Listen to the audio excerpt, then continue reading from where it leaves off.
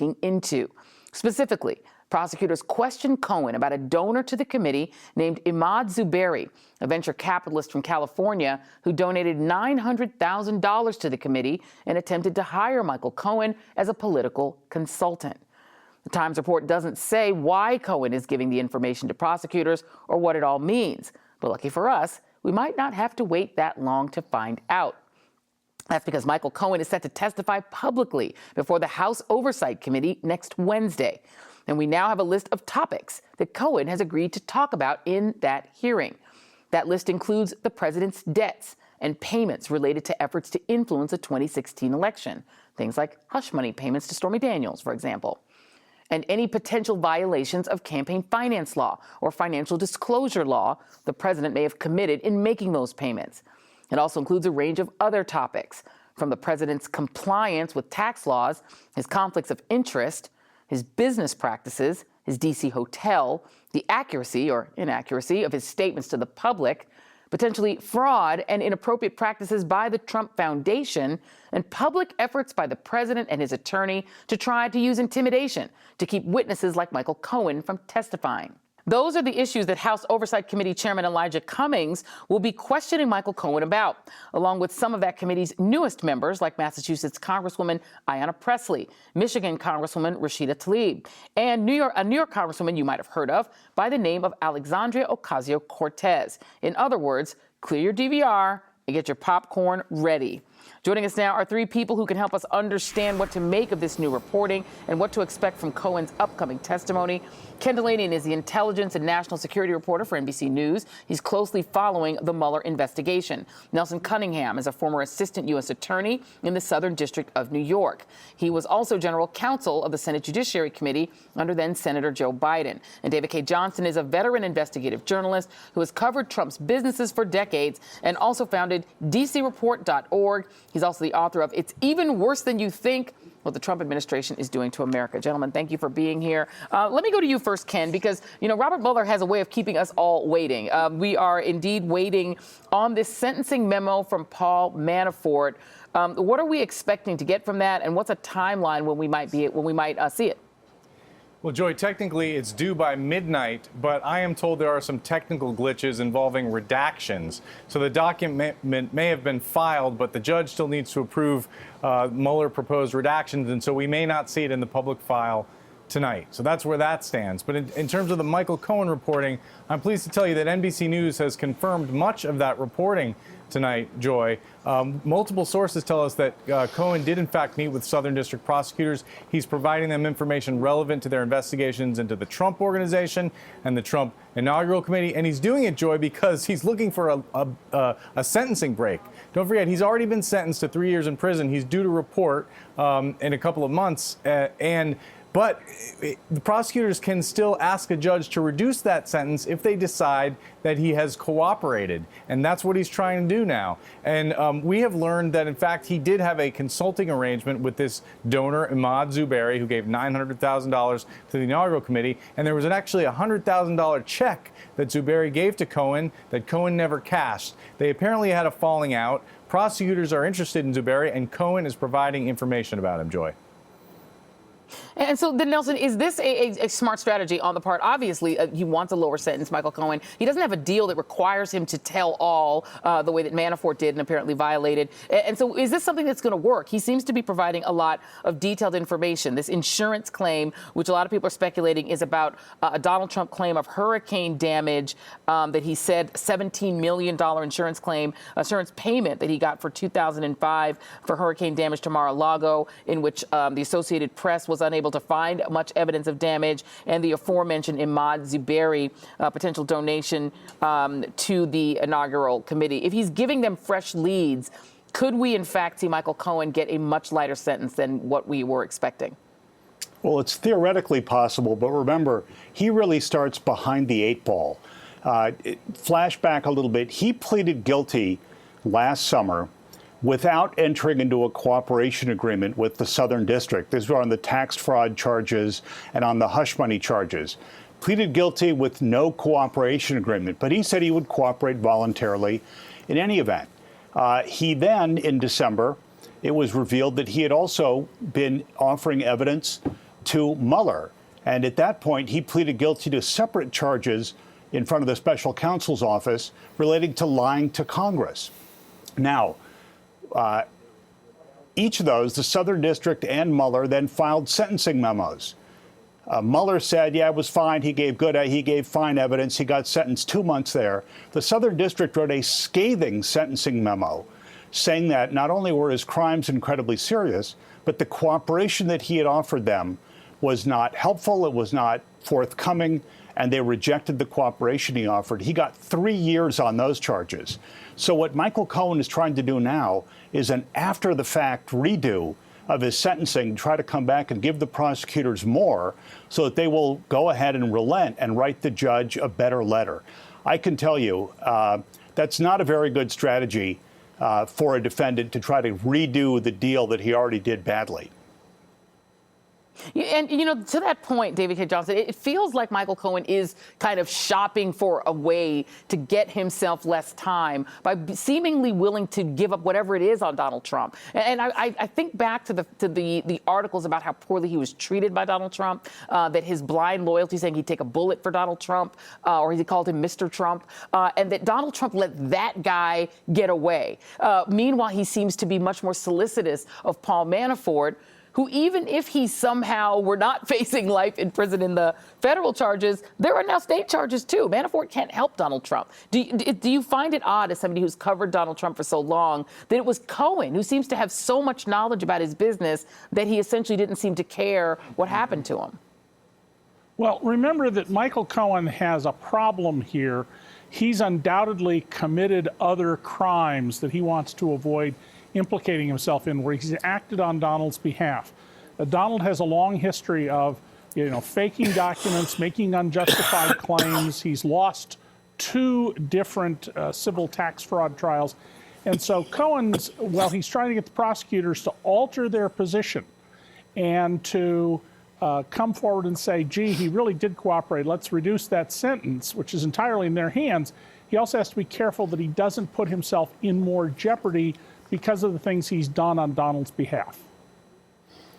Yeah, and Ken, to go back just for a moment, because there is the Cohen of it, and then there is the Manafort of it. Manafort facing significant amounts of potential jail time for actually lying to prosecutors while he was supposed to be in the midst of an agreement. Hunter Walker asked today whether Donald Trump was concerned about Michael Cohen's upcoming testimony. Is there any evidence that the White House is concerned about Paul Manafort essentially breaking and deciding to be as forthcoming as Cohen? That's not clear, Joy, but I think it's looking increasingly like the Southern District investigation poses more of a danger to Donald Trump going forward than anything that Manafort has to say in the Russia investigation. And a lot of it has to do, and we may get a preview of some of those issues when Michael Cohen testifies before Congress in an open hearing on Wednesday, because he's not allowed to talk about Russia, but he's going to talk about the hush money payments. He's going to tell, what I'm told, some very troubling stories of how Donald Trump has conducted himself behind the scenes and his business practices and tax issues and alleged fraud at the Trump Foundation. So regardless of what Paul Manafort has to say, and, we still don't know what's going to happen with the Mueller report and the Mueller investigation, this Southern District case is not going away. It's going to persist, and it looks like they're going in very dangerous directions, and they are not bound, as Robert Mueller is, by a strict mandate. They can investigate any crime that happens in their jurisdiction, and they can go back as far as they need to, and it looks like they're doing that.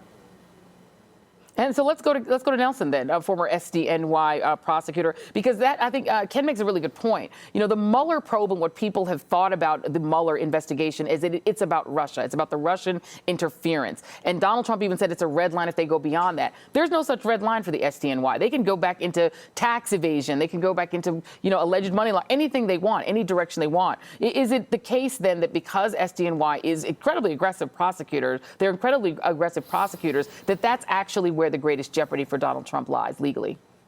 Actually, it turns out that it truly is. Even though the Southern District of New York is fully a part of the Justice Department, they're not protected by special counsel regulations that give them nominal independence the way that Mueller is. They don't have some of the protections that Mueller has to be able to proceed unimpeded by interference. What we're seeing now is the Southern District at its very best, which is looking at the crimes that are right before them and running straight at them to investigate them as hard as they can. It doesn't matter to them that Jeffrey Berman, the head of the office, was appointed by Donald Trump. In fact, Berman has recused himself formally and put these decisions in the hands of his deputy. Trump is not really able to criticize the Southern District in the same way he can go after Mueller, because the Southern District brings that reputation of running it straight down the middle. I agree completely with Ken. There's much more danger to Trump from an investigation of his decades of finances and taxes and borrowings and misstatements and lies in Manhattan by the prosecutors who base just at the lower end of the island. And David K. Johnson, do you think Donald Trump understands that? Oh, sure. Donald knows that he's in trouble, and he's trying to figure out every way he can to discredit other people, to attack them. But Donald knows perfectly well that he's in trouble. One of the things he's always used in the past to get out of things is either ratting out other people or having records destroyed. And one of the interesting things we may see very soon is what records he thought were destroyed as opposed to those that actually exist and can come back to bite him. And he also relied on people like Michael Cohen to run interference for him. And now Michael Cohen is on the other side trying to get a deal. Not wise. Ken Delaney and Nelson Cunningham, David K. Johnston, thank you all very much. And coming up, every presidential campaign was asked whether they would commit to not using hacked materials in the 2020 election. Every single campaign agreed, except one. Guess who refused? And next, since the day that Donald Trump declared a national emergency to extract the money from taxpayers for his border wall that he promised Mexico would pay for, Democrats have vowed to stop him. Now they're making good on that promise.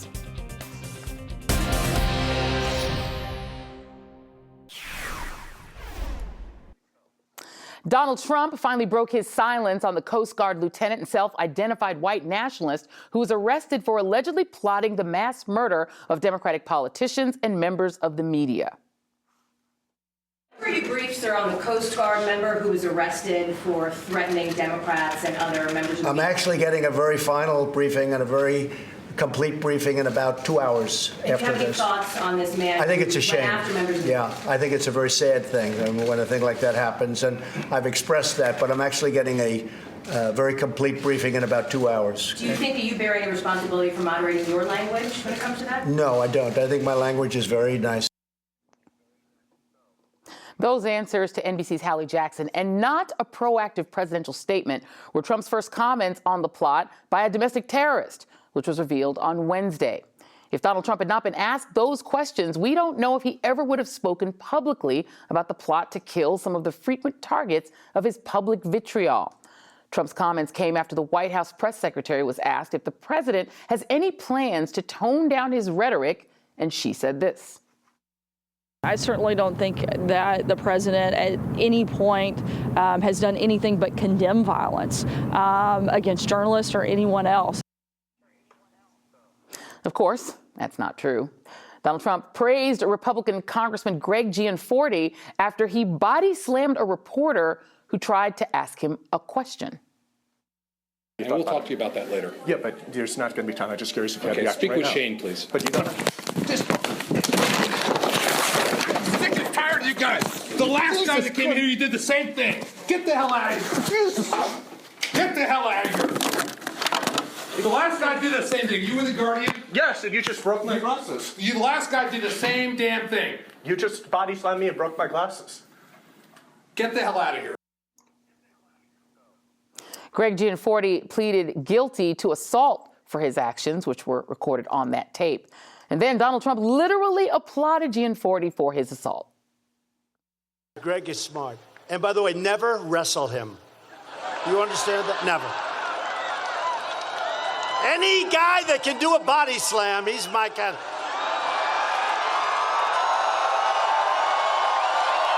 He's my guy. Meanwhile, on Capitol Hill today, House Democrats are moving forward with plans to block Donald Trump's last-ditch strategy to please the far right and get money for a border wall. A resolution to terminate Trump's emergency declaration at the southern border was introduced by Congressman Joaquin Castro with more than 220 co-sponsors, including one Republican. The House will vote on the measure next week, and Republican leader Mitch McConnell, well, he cannot block the Senate from voting on it soon after that, which is the scenario that McConnell warned the president about earlier this month when he privately cautioned Trump, according to the Washington Post, that a vote on the national emergency could divide GOP senators and force the president to contemplate issuing his first veto ever in the face of opposition from his own party. But Donald Trump is brushing off the coming vote on his unprecedented use of a national emergency declaration to solve a political standoff with Congress. Do you think that Mr. Congressional Republicans will stick with you on your emergency declaration and vote against I the think they'll stick, yeah. Everybody knows we need border security. We need a wall. I think it's a very bad subject for the Democrats. Will you definitively veto that resolution that was introduced today that would block your national emergency if it passes? On the wall? Yes. Will I veto it? 100%. 100%. And I don't think it survives a veto. We have too many smart people that want border security, so I can't imagine it could survive a veto, but I will veto it, yes. All right, we're joined now by two conservative critics of the president. Jennifer Rubin is an opinion writer at The Washington Post and an MSNBC contributor, and Charlie Sykes, editor-in-chief of The Bulwark and an MSNBC political analyst. Thank you both for being here. Charlie, I'm going to start with you. I'm going to play Nancy Pelosi responding to what you just heard a moment ago, and that's Donald Trump's threat to veto any bill that comes to his desk overturning his emergency declaration. The president's attitude is not going to color whether I honor my oath of office to uphold the Constitution of the United States. I wish he would have the same dedication to that oath of office himself. But we will be fighting him on this usurping of power, of violating the Constitution of the United States in the Congress, in the courts, and with the American people. So this is a path I would not recommend he go down.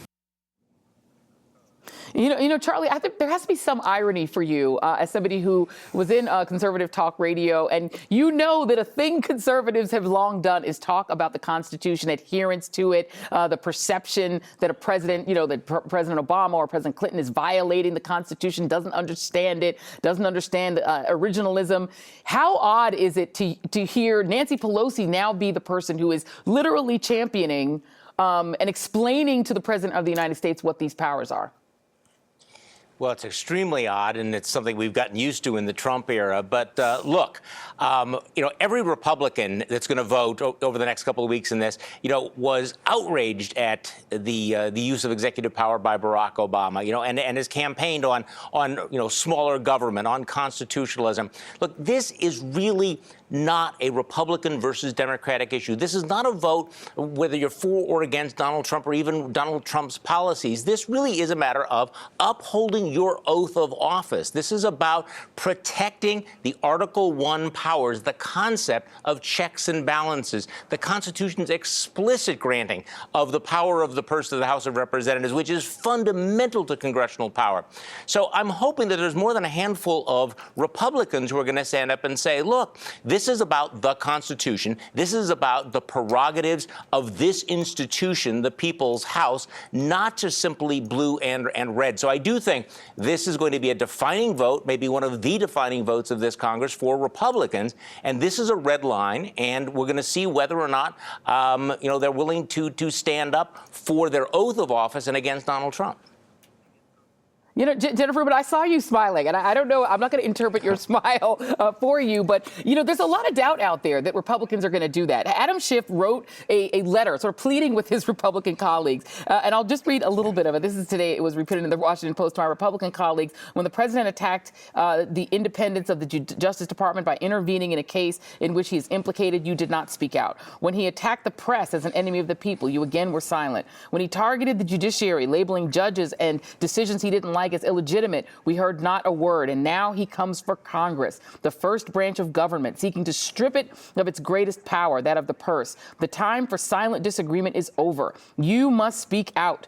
If we cannot rise to the defense of our democracy now, in the face of a plainly unconstitutional aggrandizement of presidential power, what hope can we have that we will do so with the far greater decisions that could be yet to come? And now I want to play you a little bit of Lindsey Graham. Lindsey Graham used to sound like Charlie Sykes when he would talk about the Constitution and about the powers of the various branches of government. And here is Lindsey Graham today. Border security, Democrats are pushing this resolution. Will you vote with them when it comes before the Senate? Absolutely not. I'm 100% with President. How many Republicans do you believe will vote with them? A handful, but here's the point. I think he's got all the authority he needs, and there will be enough to sustain a veto. Okay. He said a handful, Jennifer, not enough to sustain. I mean, what do you? How many? Give us a guess. How many will vote with the Democrats? Oh, I think the over/under in the Senate is probably about 5. This is the same Lindsey Graham who a week or so ago was saying to the president, "Don't do it," then changed and said, "Go ahead and do it." The reason I was smiling earlier on is that in the earlier press conference that Nancy Pelosi gave on Friday morning with Joaquin Castro, who is shepherding this thing through, she sounded almost exactly like Charlie Sykes, or Charlie sounded exactly like her. It was almost word for word. She took us through the Constitution. Right after that wonderful preamble, she told us is Article 1 with enumerated powers. She used that phrase. And this, of course, is why people like Charlie and I are so disgusted with the current Republican Party, because they've become damn hypocrites, and they have really completely set aside their oaths of office, any sense of principle. And when Lindsey Graham says he has all the power he needs, he can beat a veto, that's not a statement of constitutional authority. That's a statement of sheer power. And that's what conservatives were supposed to be against an executive who operates by power of his whim. So we're in a sorry state in this country, I think, right now. Yeah, I follow both of you on Twitter, of course. Charlie Sykes, I've been following you. I've seen that you've been trying to name check individual Republicans like Mitt Romney. Is there somebody who can emerge as the new John McCain, exert some leadership in that body to get at least, to get a veto-proof majority for this resolution? I would like a unicorn for my birthday. I'm hopeful, but I'm not that naive. Look, but it's interesting you put it that way. Who wants to be the next John McCain? And I remember during the funeral, I was wondering whether or not there were senators sitting there thinking, okay, how do I want to be remembered? What should my legacy be? Do I want to be just a rubber stamp, a potted plant in the Senate, or do I want to stand for something bigger, for principle? So this is a moment. Look, I'm not really that naive to think that Mitt Romney is going to turn the tide on this, but you know what? He's got to move past writing op-eds. This is your moment, and I'm hoping that somebody will stand up and seize this historic moment. Yeah, Jennifer Rubin and Charlie Sykes saying sad tweets are not enough. You need to stand up for your own branch of government. We'll see who does. Thank you both very much. And ahead, new questions about the role that one of Donald Trump's cabinet secretaries played in securing a lenient plea deal for a convicted sex offender who targeted children. And up next, every major campaign has pledged not to use hacked materials in the 2020 election, except one. Let's see if you can guess which campaign is refusing and why. The answer after the break.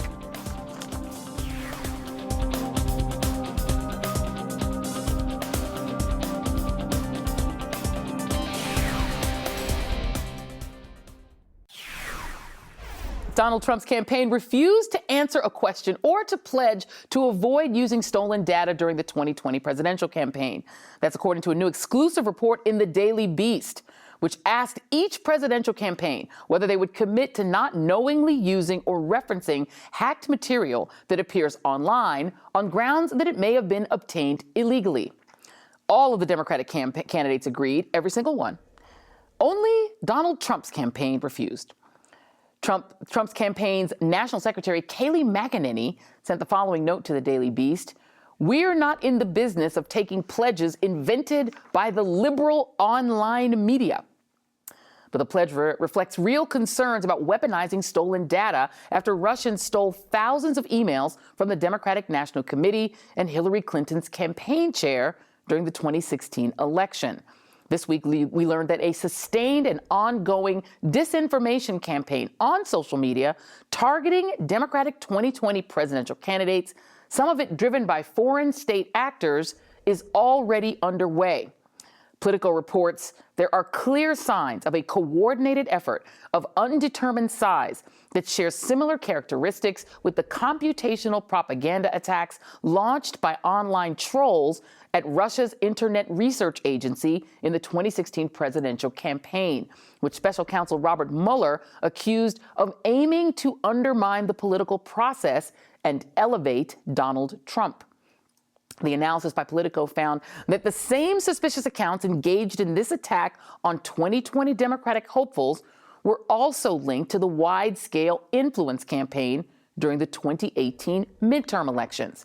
And after a break, we'll discuss what all of this means for the 2020 presidential election with Neera Tanden, who had some of her correspondence revealed in the 2016 hacking of the DNC, and Malcolm Nance, who literally wrote the book on attacks on our election. We assess that foreign actors will view the 2020 U.S. elections as an opportunity to advance their interests. We expect them to refine their capabilities and add new tactics as they learn from each other's experiences and efforts in previous elections. We expect Russia will continue to wage its information war against democracies and to use social media to attempt to divide our societies. That was Director of National Intelligence Dan Coats at a congressional hearing last month, warning about the dangers the United States faces from foreign meddling in the upcoming presidential election. Joining us now is Neera Tanden, president of the Center for American Progress, who had some of her emails exposed during the 2016 hacking of the DNC. We're also joined by Malcolm Nance, who is an MSNBC counterterrorism and intelligence analyst and author of The Plot to Destroy Democracy: How Putin and His Spies Are Undermining America and Dismantling the West. Thank you both for being here. Neera, I'm going to start by reading you a little bit of this Daily Beast article. And this is the talks between the parties about not using the kind of data that was used against the Clinton campaign in 2016. It says efforts were made between the two political parties to strike a pact that would effectively bind them from weaponizing stolen or hacked content again. But those conversations never culminated in an actual agreement. The Democratic Congressional Campaign Committee and the National Republican Campaign Committee came close in the 2018 cycle, but talks broke down after the NRCC balked at the idea that they or their candidates couldn't reference or highlight press reports that were based on materials that had been hacked. The committee's logic was that it would be virtually impossible to simply not acknowledge information that was already in the public domain. That was part of the justification for people using the information that was stolen from people like you, was this is now news, it's now fodder, we're allowed to use it. What do you make of the fact that that is the NRCC's argument for why they should not pledge to avoid using the same kind of material again? I mean, the reality is that what Republicans did in 2016 and were willing to do in 2018 was to use the, basically winnings or spoilage of a foreign adversary. And, I'm not surprised that Donald Trump will not make a commitment to do this, to not use this information in the future, because I think in part his election was deeply helped by this before. And, he's an unpopular president and he might have to count on it again. I think I really think the public has to discipline both Republicans and Democrats around these issues and really demand that when you use this information, you are basically achieving the political ends of Russia, of a foreign adversary, in their efforts to disrupt our democracy. And it is the base of really, a lack of patriotism. And, Malcolm, you wrote extensively, obviously, about what happened in 2016, but I think this was the moment for a lot of people that indicated that Donald Trump was willing and, in fact, perhaps even eager to benefit from what these foreign intelligence services had done to the DNC. Here he is saying, Russia, if you're listening, take a listen. Russia, if you're listening, I hope you're able to find the 30,000 emails that are missing. Is there any reason to believe that the Trump campaign wouldn't simply want to just benefit a second time? No, they absolutely want to benefit a second time because the system is rigged in their favor. It's rigged in their favor because they have a state intelligence agencies of the Russian Federation who have still been working to their benefit over the last 2 years. The Russian hacking and the Russian disinformation campaign and spreading information has not abated. It has not stopped at all. We saw that in the run-up to the 2018 election. Now we're seeing the bots and trolls come out and start attacking the Democratic candidates in the 2020 election. I think Donald Trump and his campaign, his social media team, they are looking forward to this information because they still believe that it's a catnip to the U.S. News media and that Russia will be greatly rewarded and Donald Trump will be greatly rewarded if, in fact, they get this information and can spread it to hurt their enemies. These are win-at-all-cost players. They don't care. And Malcolm, to stay with you for just a moment, the candidates that we've seen in the political article that are being targeted, Kamala Harris, Elizabeth Warren, Bernie Sanders, Beto O'Rourke, who's not even running yet. The Daily Beast said that it was described as the intelligence community sees 2020 as potentially the perfect storm, according to a DHS official familiar with the teams. We know that Russia is going to be engaged. Other state actors have seen the success of Russia and realized the value of disinformation operations. So it's very curious why the task forces were demoted and the bureaucracy and the leadership has not committed resources to prepare for the 2020 election. These budgets are being cut. The staffs are being cut rather than increased in size by the Trump administration. What does that say to you? Well, it tells me that the Trump administration is laying the groundwork for this to happen again. They see benefit to dividing the Democratic Party and dicing it up into little groups. And if you have these subgroups who are each going and supporting one candidate and are willing to do the attacks on other candidates that you will not see the candidate themselves, their candidate, do, then what you have is the perfect sort of, dicing machine for the Democratic Party opinion. And if you amplify that and crowbar that and wedge it open using disinformation, using social media as the weapons platform of choice, then what you're going to see is if we have 10 candidates, you're going to see 10 massive pushes to make sure that the Democrats tear each other apart. We saw it with Bernie Sanders and Hillary Clinton on the first day of the Democratic National Committee convention in Philadelphia, and now it's going to happen on a macro scale. Neera Tanden and Malcolm Nance, thank you guys very much. Wish we had more time. Thank you all. And up next, a clear abuse of power. That's how Democrats are describing Labor Secretary Alex Acosta's role in securing a lenient plea deal for Jeffrey Epstein when he was a federal prosecutor. Now they're calling on Acosta to resign. More on that next.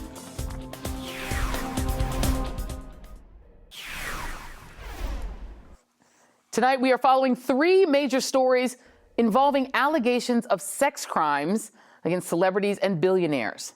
Two of them have ties to Donald Trump. First, embattled R&B superstar R. Kelly has surrendered to police tonight after being charged with 10 counts of aggravated criminal sexual abuse. Chicago prosecutors allege that the abuse involved 4 victims, at least 3 of them minors, in incidents from 1998 to 2010. R. Kelly will appear in court Saturday afternoon. Also happening today, a close billionaire friend of Donald Trump's, the owner of the New England Patriots, Robert Kraft, was charged with soliciting prostitution. Police said Kraft was caught on video paying for and engaging in sex acts at a massage parlor in Florida. Not just once, but twice.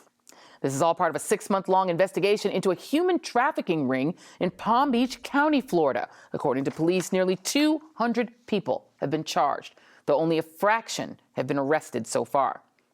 Now, to be clear, Robert Kraft is not charged with human trafficking, but he is facing misdemeanor charges on 2 counts of solicitation. A spokesman for Robert Kraft issued a statement saying, "We categorically deny that Mr. Kraft engaged in any illegal activity. Because it is a judicial matter, we will not be commenting further." Here's how Robert Kraft's friend, Donald Trump, responded to the charges. What about the charges against Bob Kraft? He's a friend of yours. Well, it's very sad. I was very surprised to see it. He's proclaimed his innocence totally, but I'm very surprised to see it. And our third sex crime story of just this single 12-hour news cycle. Today, House Democrats called on the President of the United States to demand the resignation of his labor secretary, Alexander Acosta.